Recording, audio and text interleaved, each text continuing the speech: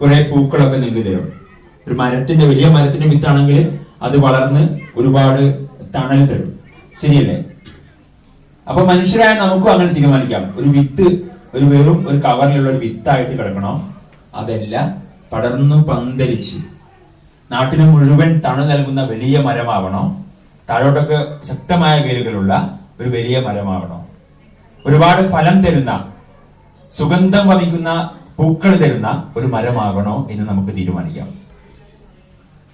പറ്റുമോ? നമുക്ക് തീരുമാനിച്ചോളൂ. നമ്മളാ തീരുമാനിക്കേണ്ടത്. നമ്മൾ എന്താവണം? കേവലം ഒരു വിത്തായിട്ട് പടച്ചവൻ തന്ന അനുഗ്രഹങ്ങളെ തിരിച്ചറിയാതെ. പടച്ചവൻ ഒരുപാട് അനുഗ്രഹം തന്നു. സംസാരിക്കാനുള്ള അനുഗ്രഹം തന്നിട്ടുണ്ട്, കേൾക്കാനുള്ള അനുഗ്രഹം തന്നിട്ടുണ്ട്.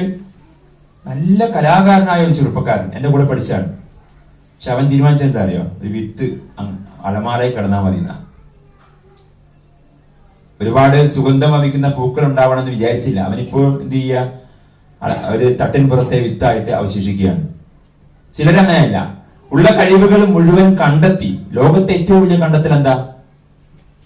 TV അല്ലേ? TV അല്ലേ? TV ആണെന്നാണ് എല്ലാവരും വിചാരിച്ചത്. കാരണം അതില്ലാതെ ജീവിക്കാൻ പറ്റുന്നില്ലല്ലോ. അതില്ലാതെ ജീവിക്കാൻ പറ്റുന്ന കണ്ടെത്താണല്ലോ മൊബൈൽ ഫോൺ ആണെന്നാണ്. വേറെ എന്തെങ്കിലും ഉണ്ടോ? ലോകത്തെ ഏറ്റവും വലിയ കണ്ടെത്തൽ പ്ലെയിനാണ്.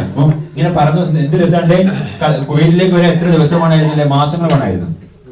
പ്ലെയിനാണ്. കുറച്ച് മുന്നോട്ടിരിക്കാം.